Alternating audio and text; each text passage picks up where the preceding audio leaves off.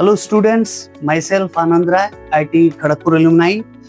I am a chemistry faculty at Momentum Chhatra Sangh.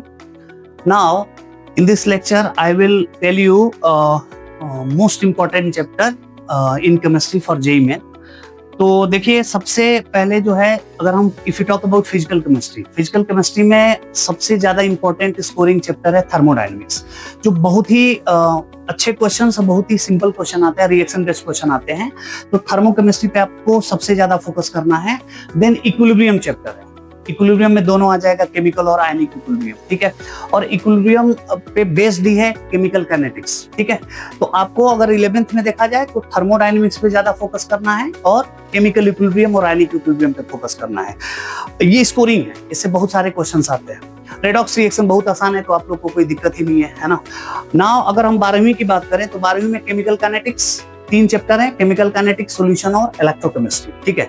तो chemical kinetics सबसे easy chapter है। अगर हम स्कोर की बात करें तो सबसे अच्छा क्वेश्चन केमिकल काइनेटिक्स से बनता है और इजी बनता है। इलेक्ट्रोकेमिस्ट्री से थोड़ा बहुत हार्ड क्वेश्चन बनता है, क्योंकि इलेक्ट्रोकेमिस्ट्री में आयनिक इक्विलिब्रियम भी कई चैप्टर को मिक्स करके क्वेश्चन देता है। तो इलेक्ट्रोकेमिस्ट्री थोड़ा लिटिल बिट हार्ड, सबसे इजी है केमिकल काइनेटिक्स। उसके बाद जो है सॉल्यूशन से आसान क्वेश्चन आता है, ठीक है ना। सॉल्यूशन थोड़ा सा मोल कॉन्सेप्ट से रिलेटेड होता है, तो मोल कॉन्सेप्ट के बहुत सारे जैसे मोलैरिटी, नॉर्मेलिटी, मोल फ्रैक्शन, ये सब चीजें यूज हो जाता है, ठीक है। अगर हम इनऑर्गेनिक केमिस्ट्री की बात करें तो इनऑर्गेनिक केमिस्ट्री वैसे भी पता है सबको कि रोट लर्निंग है, और इनऑर्गेनिक में सबसे मोस्ट इंपॉर्टेंट पॉइंट ये याद रखना है कि वो एनसीईआरटी से बाहर नहीं आते। जो भी क्वेश्चन आते हैं एनसीईआरटी बेस्ड आते हैं, ठीक है ना।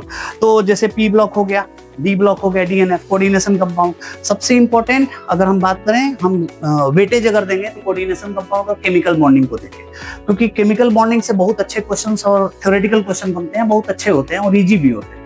वैसे ही कोऑर्डिनेशन कंपाउंड से बनते हैं। पी ब्लॉक से एकदम रोट लर्निंग क्वेश्चन आएगा, तो आपको you have to follow only NCERT, ठीक है ना। No need to do side book, only follow NCERT and PYQs, मतलब प्रीवियस ईयर्स क्वेश्चंस आपको करने हैं, ठीक है। अगर हम ऑर्गेनिक की बात करें तो ऑर्गेनिक में सबसे इंपॉर्टेंट है जीओसी और रिएक्शन मैकेनिज्म। अगर आपको जीओसी अच्छे से आता है तो हर एक चैप्टर में ऑर्गेनिक, क्योंकि ऑर्गेनिक के चैप्टर इंटरकनेक्टेड होते हैं, तो सब में आप लोग का कॉन्सेप्ट अच्छा हो जाएगा। If you know organic, if you know GOC well, if you know reaction mechanism well, then other जो चैप्टर है, हाइड्रोकार्बन हुआ, हेलोएल्केन्स, हेलोइंस हुआ, अल्कोहल, फिनोल, ईथर हुआ, एल्डिहाइड, कीटोन, कार्बोक्सिलिक एसिड हुआ या अमाइन हुआ, सब बहुत ज्यादा अच्छे क्वेश्चंस बनते हैं और आसानी से आप लोग कर लेते हो, ठीक है ना। तो सबसे मैं अगर ज्यादा प्रिफर करूंगा तो ये करूंगा रिएक्शन मैकेनिज्म को, ठीक है ना। रिएक्शन मैकेनिज्म से अच्छे क्वेश्चंस बनते हैं। अगर रिएक्शन मैकेनिज्म अच्छे से आपको आ गया तो ऑर्गेनिक केमिस्ट्री में पकड़ अच्छी हो जाती है, ठीक है। और रही बात पीवाईक्यू, तो आपको करना ही है, ठीक है ना।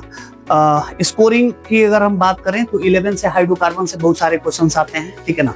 और अगर +2 से बात करें, 12वीं से बात करें तो 12वीं से हेलोएल्केन्स, हेलोइंस से आते हैं, ठीक है।